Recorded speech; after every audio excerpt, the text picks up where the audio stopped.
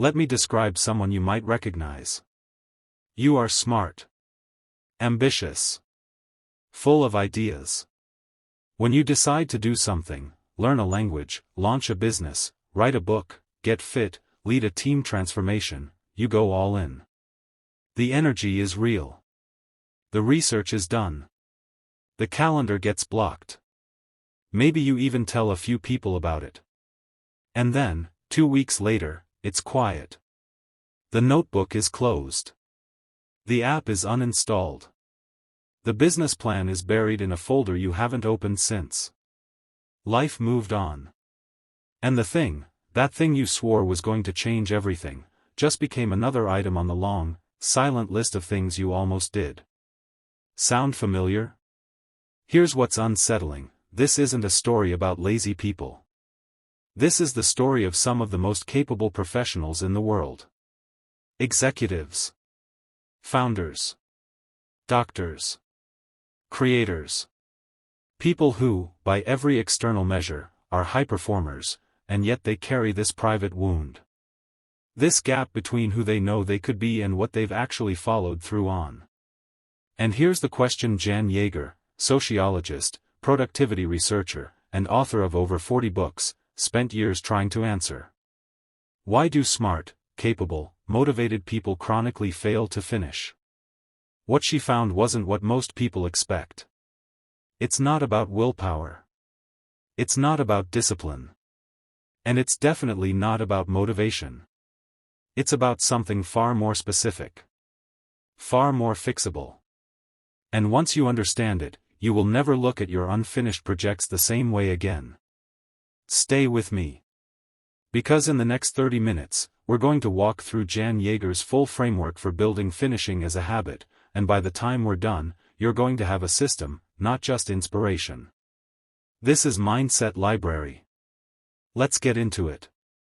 Section 1: The hidden problem most people face. Before we talk about the solution, we need to fully understand the problem. And I mean really understand it, not at the surface level, but at the root. Most people think they have a motivation problem. They think, if I could just stay excited, I'd finish more. So they watch another motivational video. Read another productivity book. Buy a new planner, and for about 3 days, things look different. Then they're back to square one. Here's the truth Jan Yager surfaces in her research: motivation is not the mechanism of finishing. It's the ignition, and an ignition without an engine doesn't get you anywhere. Think about it this way. Imagine you're a surgeon. You walk into the operating room energized, confident, ready. You make the first incision. And then halfway through, you get distracted, overwhelmed, or simply bored. You stop. You leave.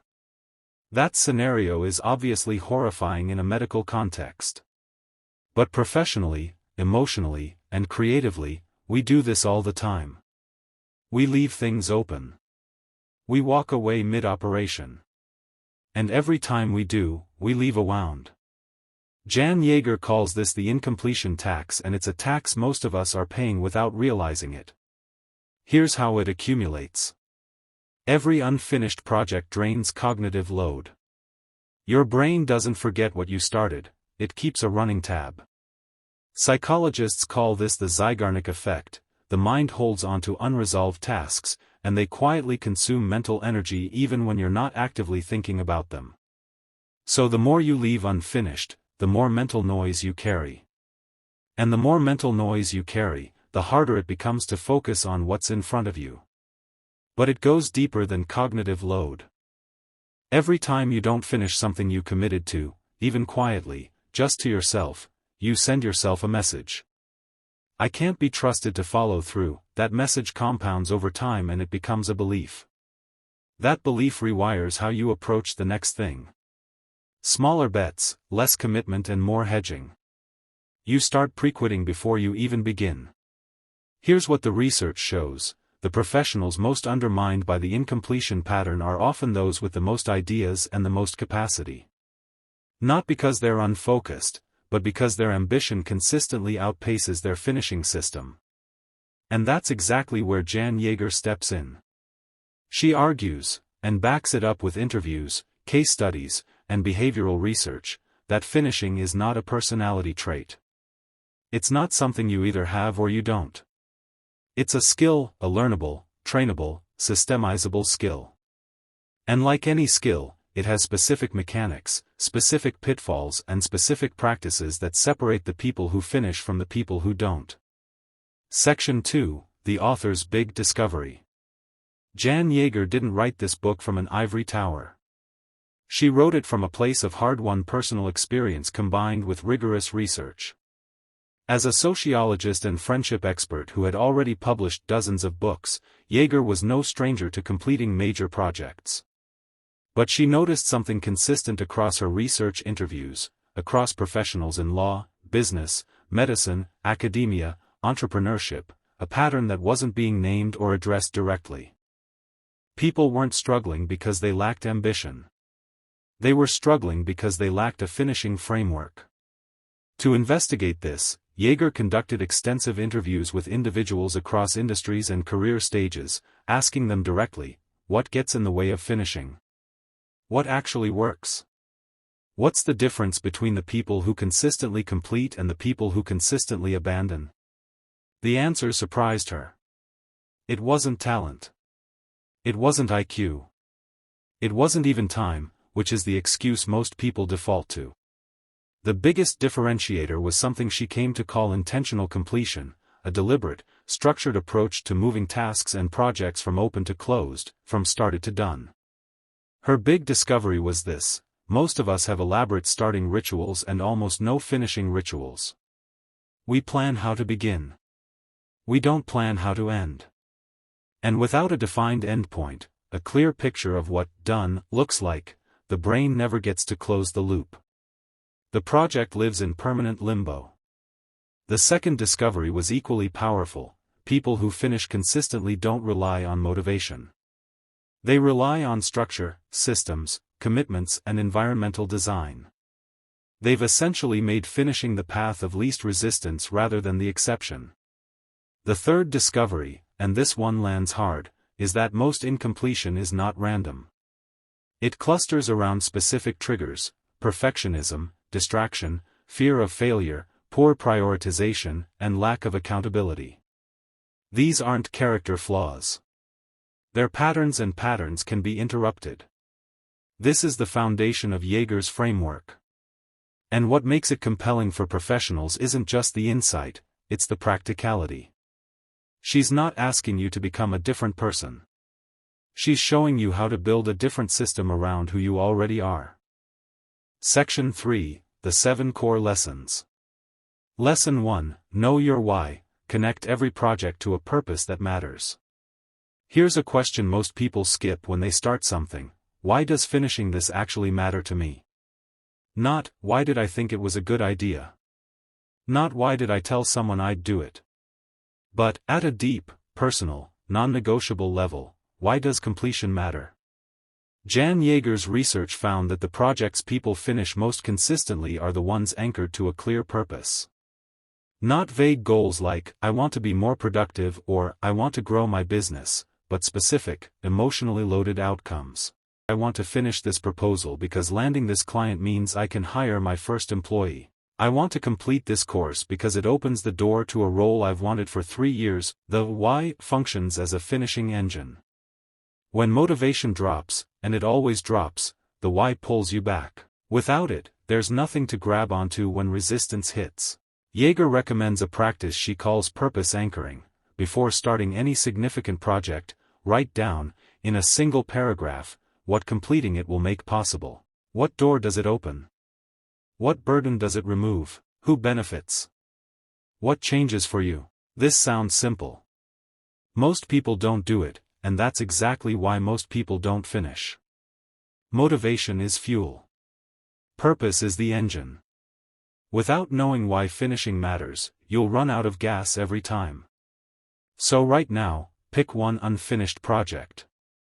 Write the purpose paragraph: what does completion actually make possible? Lesson 2, The Power of One. Stop spreading your focus across competing priorities. Here's a brutal truth that the culture of ambition doesn't want you to hear: you cannot finish everything if you're working on everything. Jan Yager is emphatic on this point. One of the primary reasons high achievers don't finish is that they are perpetually mid-project on 5 to 10 different things simultaneously. And that's not multitasking. That's paralysis disguised as productivity. The research is clear. Context switching, moving your attention between unrelated tasks, costs an average of 23 minutes of recovery time per interruption. Not 23 seconds, 23 minutes. For a professional managing multiple projects without a priority system, this means the majority of their productive time is actually spent mentally reloading the previous task's context. The result? Everything moves slowly. Nothing gets done. Yager's prescription is what she calls singular focus sequencing, identifying your single most important open project and committing to meaningful completion milestones before allowing yourself to fully engage with secondary projects. This doesn't mean you ignore everything else. It means you establish a primary, and you protect it. Think of it like a hospital triage system. The most critical patient gets attended to first. Not because the others don't matter, but because splitting attention equally between patients would likely result in no one getting adequate care. Elena is a founder running a direct-to-consumer brand. She had 4 product launches in progress simultaneously, a rebrand and 3 partnership negotiations. Nothing was moving. Her business coach walked her through a priority matrix and asked, which single thing, if completed in the next 30 days, would create the most momentum for everything else? One product launch. That was the answer. She parked the rest. The launch closed, the revenue funded the rebrand. The momentum attracted the partnerships. The power of one isn't a sacrifice. It's a sequence. Divided focus creates divided results. One priority, protected and advanced, creates compound momentum. List every project currently in progress. Rank them by completion impact. Protect the top one for the next 30 days. Audit everything else. Lesson 3: Manage your time like a professional. Build a finishing schedule, not just a starting schedule. Most professionals are excellent at scheduling meetings. They are terrible at scheduling completion. Jan Yager observed this asymmetry with almost universal consistency in her research. People block time to begin projects, but they almost never block dedicated, protected time to advance them through to the finish line. The result is what Yager calls perpetual drafting. Everything exists in some state of near done, and near done is functionally the same as not done until the moment it crosses the line. Her solution is structured around what she calls completion blocks, non-negotiable calendar commitments dedicated specifically to advancing high-priority projects toward a defined endpoint. Not general work time. Specifically scheduled sessions with a named project, a defined session goal, and a clear stopping point. The psychology behind this is important. When a task is scheduled, specifically named on a calendar, the brain treats it as a commitment rather than an option. The friction of not showing up to a scheduled completion block is higher than the friction of working through resistance. You've essentially engineered accountability into the calendar itself. Yager also recommends the 2-minute decision rule. Any task that takes 2 minutes or less gets done immediately, preventing it from accumulating into the backlog that eventually buries larger projects. And any task that takes longer gets either scheduled immediately or formally delegated. David is a senior product manager at a fintech company. He was notorious internally for brilliant product concepts that never made it through to launch. Not because of execution failures, but because his workdays were entirely reactive. Calendar full of meetings. The important work happened in stolen moments. Nothing finished. His intervention was simple. He blocked 90 minutes every Tuesday and Thursday morning, titled Completion, and defended it with the same firmness as a meeting with the CEO. Within 2 months, his backlog had cleared. His next product shipped on time. What doesn't get scheduled doesn't get done. Finishing requires protected time, not available time. Block 2 90-minute completion sessions in your calendar this week. Name them by project. Treat them as non-negotiable. Lesson 4. Defeat perfectionism. Redefine done before it defeats you. Of all the finishing killers Jan Yager identifies, perfectionism is the sneakiest. Because it doesn't look like procrastination. It looks like high standards. Here's how perfectionism operates in high-performing professionals. They start a project with genuine ambition. As they work, the gap between the current state and their ideal vision remains stubbornly wide. The project isn't good enough yet. So they keep refining. Or they step away to gather more information. Or they decide they need a better tool, a better framework, a better moment. And the gap never closes. Because the ideal keeps moving. Yager draws a critical distinction between excellence and perfectionism. Excellence is finishing at the highest standard the task requires. Perfectionism is refusing to finish until the output meets an internal standard that is, by design, always slightly out of reach. The antidote is what Yager calls defined completion standards, establishing, before you begin, what good enough to ship looks like. Not perfect. Not the best version possible. But, what does this need to accomplish, and what's the minimum quality standard required for it to accomplish that? This reframe is particularly powerful for knowledge workers and creatives, who are especially vulnerable to the perfectionism trap because the definition of finished is subjective in their work. Dr. Priya is a management consultant known for delivering extraordinary client work, but consistently struggling to publish the thought leadership articles her firm needed for business development. Every article spent months in final edits. Her managing partner said something that changed her: a good article published is worth infinitely more than a perfect article that never ships. She adopted a rule: any written piece that accomplished its core argument, was factually sound, and had been reviewed once, went out. Her publishing rate went from near zero to twice a month. Her visibility tripled. Done beats perfect every time. Perfectionism is the most socially acceptable form of procrastination. Define what done looks like before you start. Take an unfinished project. Write a completion standard, 3 to 5 criteria it must meet to be shipped. When it meets those criteria, it's done. Lesson 5. Build an accountability architecture. Finishing is a team sport. Here's something Jan Yager's research makes unmistakably clear: people who finish consistently almost never do it alone.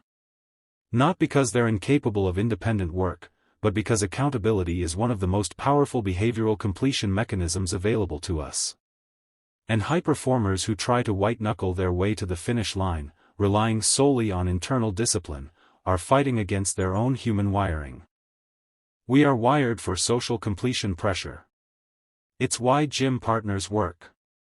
Why mastermind groups produce results. Why publishing a book deadline to your team makes you write faster. The social contract of accountability, the knowledge that someone is watching, expecting, depending, activates commitment in ways that private intention simply cannot match. Yager outlines a layered accountability architecture. First, a completion partner, one trusted individual who you check in with weekly on specific project milestones. Second, a public commitment, a stated outcome shared with a relevant group, a team, a professional community. And third, a consequence structure, an actual stake, not a vague intention. The stake doesn't have to be dramatic. It just has to be real. Telling your executive team you'll present the finished report at next Thursday's meeting is an accountability stake. The discomfort of showing up empty-handed is the mechanism. James is a partner at a consulting firm who had been finalizing a market analysis for 6 months. His junior team had been waiting on it to proceed with their work. He established 2 things: a weekly check-in with a peer who asked the same question every Monday, "Where are you on the analysis?"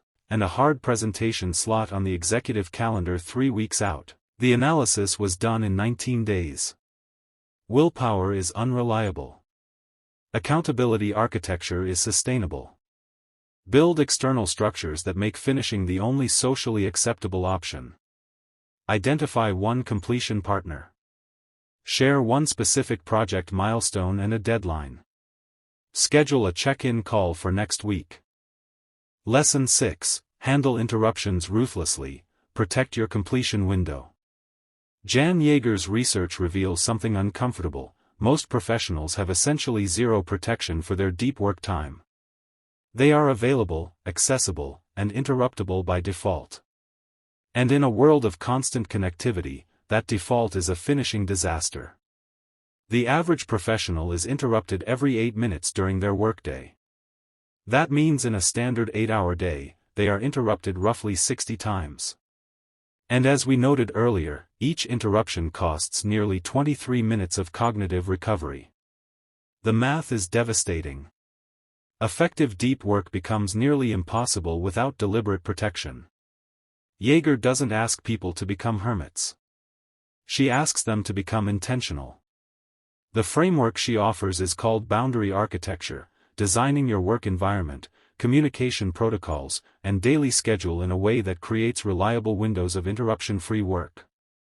The practical elements include a defined signal to colleagues that you're in a completion window, status indicators, door closed, focus modes on, a stated response protocol, I'll respond to non-urgent messages at 2 p.m., and a batched communication schedule rather than reactive availability. The critical insight Yager adds is that most interruptions feel urgent but aren't. They are socially acceptable intrusions dressed as emergencies. And professionals who learn to distinguish true urgency from manufactured urgency reclaim enormous amounts of productive finishing time. Sarah is a director of engineering at a software company. Her technical output was exceptional when she could focus, but she was permanently in reactive mode. Messages, questions, side conversations. She implemented 3 changes: a posted deep work schedule, mornings until noon, a team agreement that messages would be batched and responded to at 12 p.m. and 4 p.m., and a genuine emergency protocol for true issues. The first week felt uncomfortable. The second week, her team adapted. By the third week, Sarah had completed 2 major technical documentation projects that had been stalled for months. Your completion window will be stolen if you don't protect it. Interruption management is a finishing skill, not a nicety. Design your interruption protocol this week. Identify one 2-hour window daily that will become protected completion time. Communicate it to your team. Lesson 7. Reframe failure as feedback. How you respond to setbacks determines whether you finish.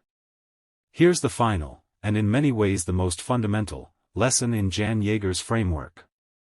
Every significant project will hit a wall. There will be a moment, often more than one, where progress stalls, the path forward is unclear, or the original plan simply isn't working. And how a professional responds to that moment is what ultimately determines whether the project gets finished or abandoned. Most people treat setbacks as signals to stop. This isn't working, which means I should quit. High finishers treat setbacks as data. This approach isn't working, which means I need to adjust. Yager calls this the iteration mindset, the deliberate practice of treating every obstacle as a problem to be solved rather than a verdict to be accepted. This reframe has deep roots in behavioral psychology. People who demonstrate what Carol Dweck calls a growth mindset don't experience fewer failures, they interpret those failures differently. The obstacle is part of the path, not a signal to leave the path. Yager adds a structural element to this mindset shift, the after-action review. Whenever a project hits a wall or a previous project failed to complete, she recommends a brief but rigorous analysis. What specifically stopped progress? Was it internal, perfectionism, fear, distraction, or external, resource constraint, dependency, unclear scope? What would need to change to move forward? This 15-minute review converts a frustrating stall into an actionable map. Raymond is a senior VP at a media company who had abandoned 3 consecutive internal initiatives, not because the ideas were weak, but because he interpreted early resistance as signals of project death. A coach introduced him to the after-action review. On his 4th initiative, he hit the same wall at week 6. But this time, instead of shelving it, he ran the review. The stall was traced to a single dependency, one person who hadn't signed off. He solved it in a 30-minute conversation. The initiative launched 3 weeks later. Setbacks are not stop signs. They're redirections. Build the practice of analyzing obstacles rather than surrendering to them. Think of a project you abandoned. Run a 5-minute after-action review. What specifically stopped it? Was that obstacle removable? What would restarting require? Section 4, Real-Life Example. Let's step back from the individual lessons and look at how this framework operates in full, through the arc of a real professional life. Consider what we might call the composite executive, a profile that emerges from hundreds of Yager's interviews. She is in her early 40s. A director of strategy at a global company. Brilliant, respected, ambitious. And quietly drowning in incompletion. She has 3 unfinished professional development courses. A strategic plan that's been 90% done for 4 months. A mentorship commitment she keeps delaying. And a side project, a content platform in her area of expertise, that she started twice and abandoned twice. Before the framework, every one of these represents lost time, lost credibility, and lost personal momentum. After applying Yager's system, specifically purpose anchoring, singular focus sequencing, and accountability architecture, something structural changes. She defines a primary for the next 60 days, the strategic plan. She anchors it to its purpose paragraph. When this ships, my team has direction, I have demonstrated strategic leadership, and my promotion case becomes undeniable. She blocks completion sessions. She assigns a completion partner. She defines the completion standard. 60 days later, the plan is done. Presented. Praised. Her team has direction. She has momentum. And here's the compound effect Yager identifies: finishing one thing at a high standard changes your relationship to the next thing. The identity shift, from person who doesn't follow through to person who finishes what they start, is one of the most powerful professional assets you can build. The first finish breaks the pattern. Each subsequent finish reinforces it. Until finishing becomes what you're known for, and what you know about yourself. Section 5, How these lessons change a person's life. Let's talk about what's actually at stake here. Because we're not talking about productivity hacks. We're talking about identity. We're talking about the kind of professional and person you become when finishing is your default mode. Jan Yager paints a clear picture of the long-term transformation her framework produces. First, the professional credibility compound. Professionals who finish consistently build a reputation for reliability that is more rare and more valuable than brilliance. Anyone can have a great idea. Relatively few people can be trusted to see one through. When you become known as someone who delivers, you get different opportunities, more authority, and deeper trust from the people who matter most in your career. Second, the cognitive freedom dividend. Every open project is a cognitive drain, quietly consuming mental energy you could be directing toward what's in front of you. When you clear your incompletion backlog, even partially, the clarity is physical. People describe it as breathing room they didn't realize they'd lost. That clarity becomes the fuel for your next level of thinking and performance. Third, the confidence compounding effect. Confidence isn't built through intention. It's built through evidence. Every time you finish something you committed to, you add a data point to your personal case for self-belief. And that belief, grounded in actual follow-through, not positive thinking, is resilient. It doesn't crumble when things get hard. It's what carries you through. Fourth, and perhaps most profoundly, is what Yager calls the integrity alignment. There is a deep psychological cost to chronic incompletion that most people don't name but almost everyone feels. It's the gap between who you believe you are and who your behavior demonstrates you to be. When that gap narrows, when your actions catch up to your self-concept, something settles. A quiet but fundamental peace. You become someone who does what they say they'll do. To others and to yourself. That is not a small thing. That might be the most important professional and personal achievement available to a driven human being. Section 6, Practical Action Plan. Alright. We've covered the landscape. Now let's make it actionable. Here is your 7-step finishing blueprint, drawn directly from Jan Yager's framework. Step 1, run a completion audit.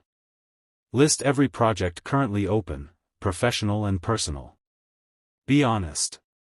Rate each one. How much does completion matter, 1 to 10, and what's your current momentum on it, 1 to 10.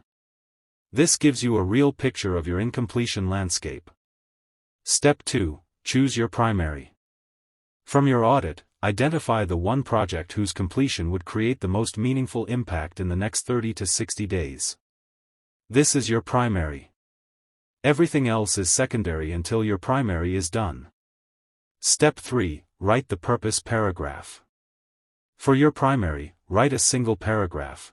What does finishing this make possible? Who benefits? What changes? Make it personal, specific, and emotional. Save it where you'll see it. Step 4, define the completion standard. Write 3 to 5 criteria your primary must meet to be considered finished. Not perfect. Finished. This becomes your finish line. When you hit it, you cross it. Step 5, block your completion sessions. Open your calendar. Block 2 90-minute sessions this week specifically for your primary. Name them, completion, project name. Treat them as non-negotiable. Step 6, build your accountability architecture. Identify one completion partner. Share your primary, your completion standard, and your deadline with them. Schedule a 15-minute check-in next week. Create one public commitment if the project allows. Step 7, establish your interruption protocol. Identify the 2-hour window each day when you do your best deep work. Design and communicate your availability protocol during that window. This is your protected finishing time. That's the system. 7 steps. Repeatable, scalable, and proven. Let's conclude it. We started this video with a picture of someone who sounds familiar. Smart. Capable. Full of potential. And burdened by the quiet accumulation of things they started and never finished. I want to close with a different picture.